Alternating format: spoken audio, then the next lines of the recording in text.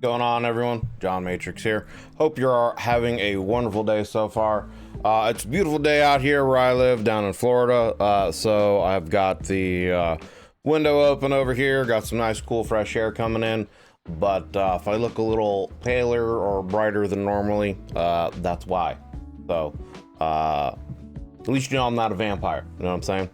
But anyway, so today we got another 40k video here we're gonna check out for you guys. This is one that's been requested a while ago that I'm just trying to catch up on. This is a video about Saint Celestine, to a character I really don't know much about at all.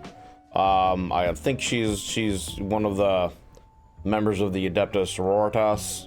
You know, she's one of the battle sisters, but I guess one of like the major prominent figures, I guess, of the battle sisters. So we got a video here that was requested for me to check out by the Templin Institute about Saint Celestine. You know, Saint Celestine, Celestine the Living Saint, Warhammer 40k. So we're gonna take a look at this. So as usual, link down below in the description for this channel and for the original video here if you want to check out the original video without my commentary and pausing and asking questions and all that kind of stuff. So if you want to check out the Templin Institute channel as well, check out all their 40k content, etc. Link down below in the description. So, but without further ado, I guess let's get into it here. Bada boop, bada bop, bam.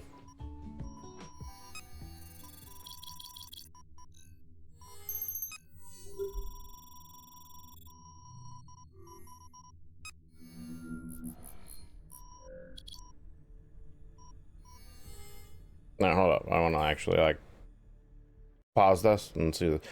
Celestine, alias is not applicable. Living Saint of the Adeptus Ministorum, Adeptus Sororitas, place of birth unknown, Imperium man, status alive.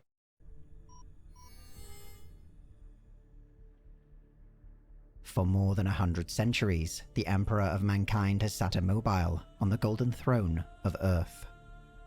He is the master of mankind by the will of the gods, and master of a million worlds by the might of his inexhaustible armies. He is a rotting carcass writhing invisibly with power from the dark age of technology. He is the carrion lord of the vast Imperium of man, for whom 1,000 souls are sacrificed every day, so that he may never truly die. Yet, while the golden era in which the Emperor tread the soil of his Imperium and spilled the blood of those who might defile it grows ever more distant, his will can still be felt. There is a huge and dangerous presence growing within the demon-infested miasma of the warp, and during moments of extraordinary peril, when mankind's very existence is threatened, it can make itself felt across realities. Yeah, I mean, that's been shown in a lot of different videos with a lot of different characters. You know, like the Alfarius Omegon video that I just watched recently about how, you know, the Emperor is given visions to people about him and to follow him, etc., etc. There's just been numerous instances where the Emperor is obviously guiding and leading people, you know, beyond the grave, so to speak. So, makes sense. Mankind's very existence is threatened. It can make itself felt across realities. There are many ways in which the prayers of humanity might be answered, and the will of the Emperor made known, but few are the equal of Saint Celestine, living saint of the Order of the Martyr Lady. And so, I mean, it must be, I'm trying to think about how I want to word my thoughts here. Seeing, if you needed any kind of, I guess, proof of the power or majesty or whatever the Emperor man, I mean, I think it would be it's my ADD brain going in a million different directions at the same time, and my ability to talk not able to keep up with how fast my brain moves sometimes. But the idea that I'm thinking of is, you know, witnessing a person like Saint Celestine with these angel wings and this halo and stuff like that would obviously reduce anyone's doubt, you know, remove any kind of doubt that people would have in the Emperor and their power, and granting blessings upon, you know, people like Saint Celestine. But it's also one of those situations where my brain is going off another tangent where like the universe is so vast and expansive that again, like this is one being against a vast expanse, you know, universe. And so a lot of these stories of people like this is just, you know, myth, mythology, legends, rumors, you know, stuff like that. So it's one of those things where it's like, if you would need any proof that the Emperor, you know, his influence is still real, you'd see people like Saint Celestine. But at the same time, again, the universe is so vast that the majority of people would never see her in their lifespan or anything. And any kind of deeds that her or other characters like the Primarchs would do would be, you know, myth. So, anyway. The equal of Saint Celestine, living saint of the Order of the Martyr Lady. It is natural that all those elevated to the highest pantheon of imperial heroes might have their accomplishments embellished and character magnified, but the accounts of Saint Celestine have been remarkably consistent. Imperial records speak of imminent slaughters turned into rousing victories by the miraculous intervention of a wrathful warrior borne aloft on angelic wings and righteous fury. I wonder, is there any lore or anything that she's like some kind of reincarnation of Sanguinius? Because I don't know enough about Sanguinius and I don't know enough about her, but, you know, they sound like they have very similar traits in certain ways with the angelic wings and, you know, obviously the Emperor's blessings and stuff like that. So it's like, from what I understand, she's kind of like a mutation of some sort, I guess. But yeah, I'm just, my brain is just wanting to look for like a connection between the two because of the certain similarities. So like, is there any kind of lore that exists that points in that direction, that, you know, maybe hints that maybe she is some kind of reincarnation?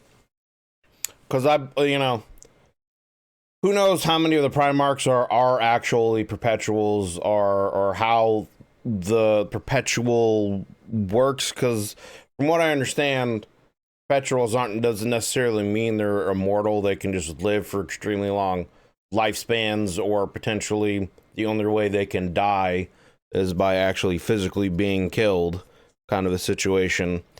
So I don't know if, you know, a perpetual dies, if it's just one of those situations where the body dies, their soul can be reincarnated into another body. You know, I don't know how any of that stuff really works in the 40k universe, but like I said, my brain is just wanting to, because of certain similarities, make like a connection. Is there any kind of lore that would suggest that Saint Celestine might be a reincarnation of Sanguinius in some way or whatever? A wrathful warrior borne aloft on angelic wings and righteous fury. Her figure burns with light, fiercer than the heart of any star. Courage and resolve builds in any noble soul that meets her gaze, while those that harbor evil are overcome with abject terror. A single graceful gesture might call forth an inferno of terrible power, or make strong again the sick and dying. Mercy and rage circles her every moment. In her presence, the faithful are led to victory, while traitors and demons boil away into nothingness. History is littered with tales such as these. A legion of pretenders have claimed sainthood, and with it, the Emperor's favor. But it is not Celestine's actions in life that mark her as a true saint, but those that occur in death. She has been burned to ashes by the unnatural fires of the ruinous powers. Her armor has been split by eldritch alien weaponry, and her body torn asunder. She has been crushed beneath the treads of demonic engines, or mangled on the blades of the Imperium's greatest foes.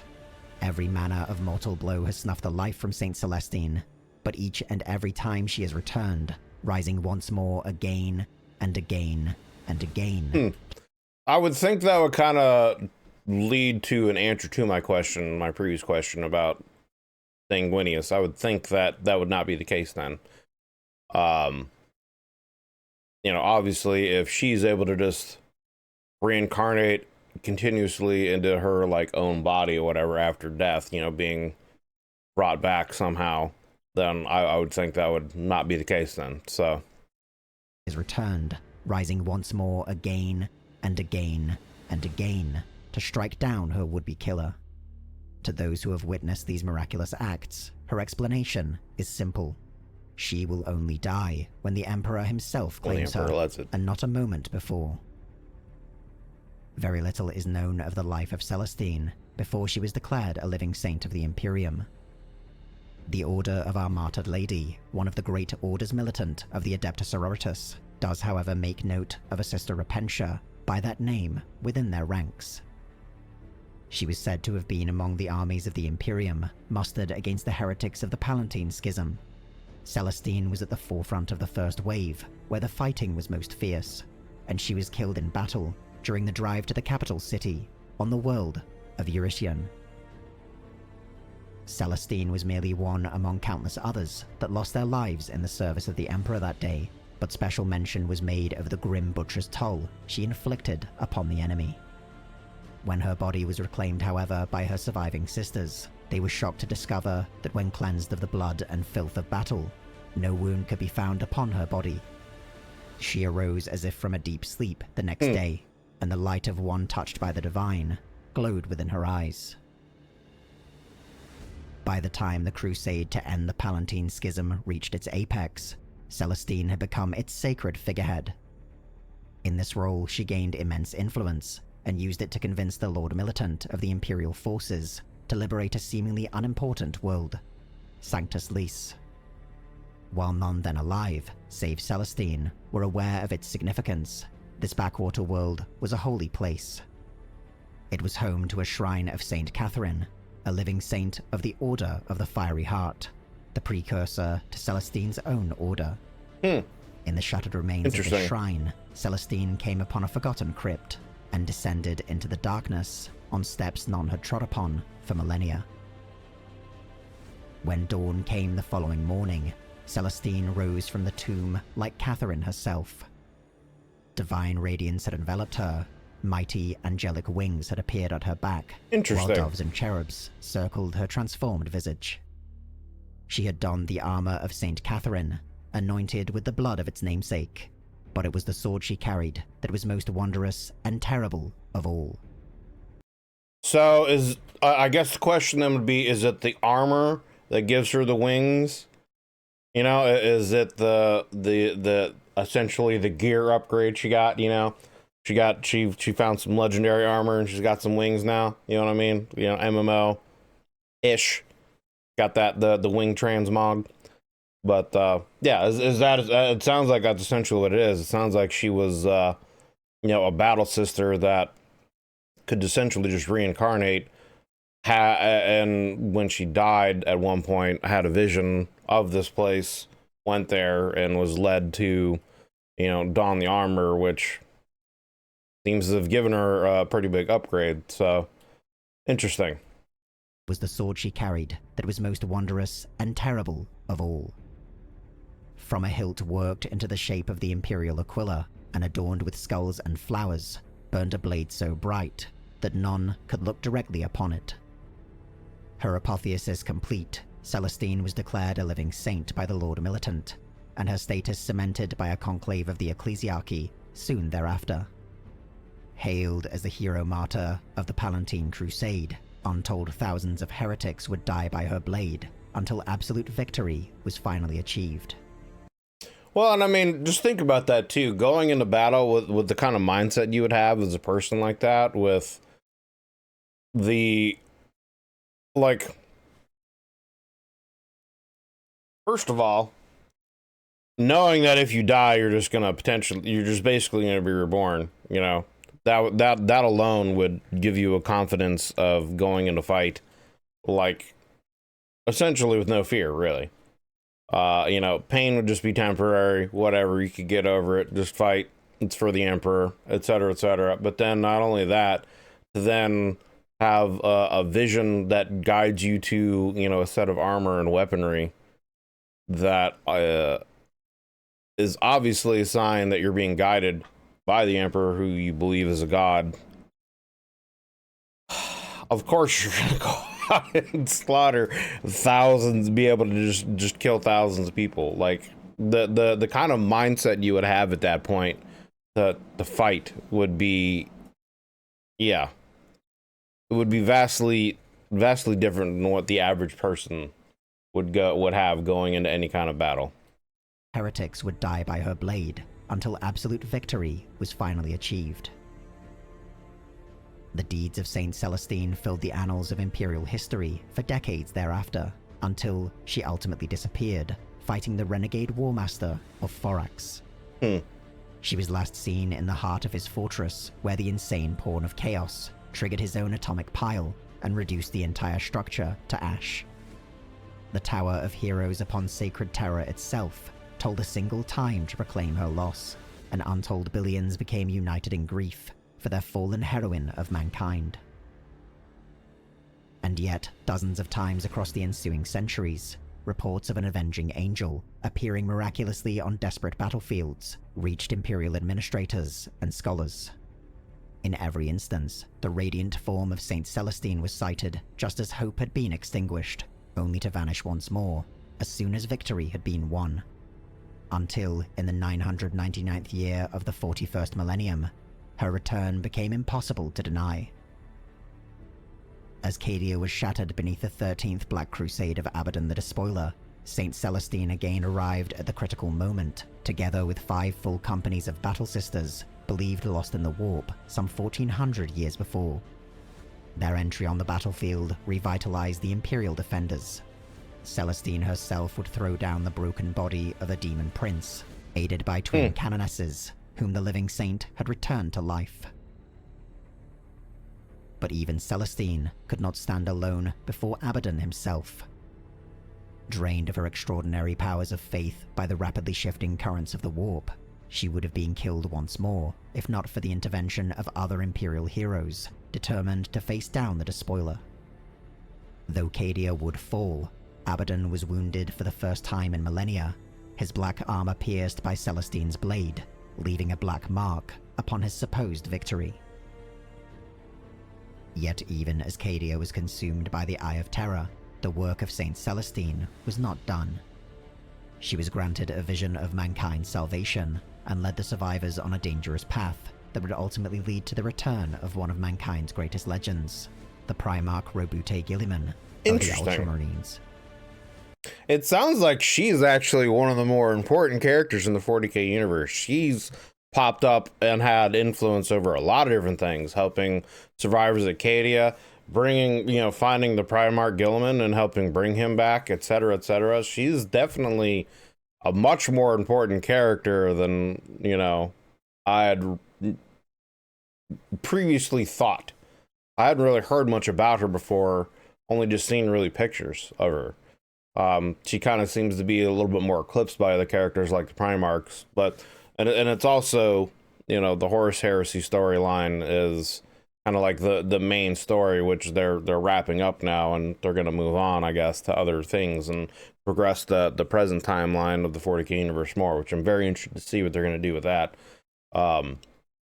This video isn't over yet, but this is a shorter video. But I definitely want to do a deeper dive into Celestine and learn more about her and her exploits, because she definitely seems like a much more important character than I had thought. Legends, the Primarch Robute Guilliman of the Ultramarines. As the galaxy enters the time of ending, Saint Celestine stands at the forefront of the greatest crusade since the Emperor himself set out to reconquer the galaxy. She is a shining beacon of hope, appearing wherever the battle grows darkest to call forth the fires of retribution from on high. And if she should fall in battle, none now mourn, for she is the living saint, and until the Emperor deems it so, she will forever rise and rise again, a living embodiment of his divine wrath. It is often said that only in death does duty end. But for Saint Celestine, death is only the beginning. Right. There is no death. Of suffering and torment, no trial of faith or duty, no death of hope shall ever stand in the way of proving herself worthy of life once more.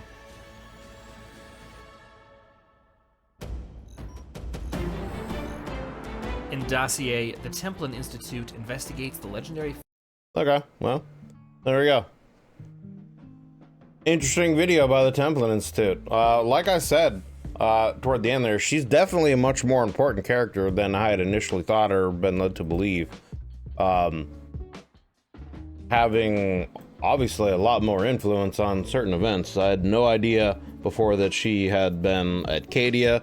I hadn't heard at all that she had been part of, I guess, the refining of Guilliman, etc., etc. And I have no idea who Saint Catherine is, so that's obviously something else, that another character that I would want to, I guess, hear and learn more about. It seems like the question of that I brought up of, you know, is she potentially a reincarnation of Sanguinius of some sort? That seems to have been answered, I guess. I mean, I guess it's still possible, but it seems unlikely, being that she's constantly being, you know, brought back to life after her body has been destroyed. So it seems like that's not the case, but I definitely want to do more of a deep dive into her and her exploits and who she is and her origins, if there is any of that information, etc., to learn more about her. It's also interesting to me, I mean, I guess, you know, if you're the Emperor, from his perspective, you know, you'll use whatever tools you can in whatever way you can, but it's interesting to me that for a person who, I mean, who knows what the Emperor's real plans were or are. Maybe this is all part of it, you know, who knows. But for a person who, you know, didn't want to be a god and worshipped, etc., he certainly seems to be giving his blessings to those people who are very devout and following and believing in him. And maybe that's just part of it. Maybe their connection to him, their belief in him gives him, maybe they stand out more for him, so he's able to connect to them and use them as tools to, you know, for whatever his purposes are, easier, you know, etc., etc.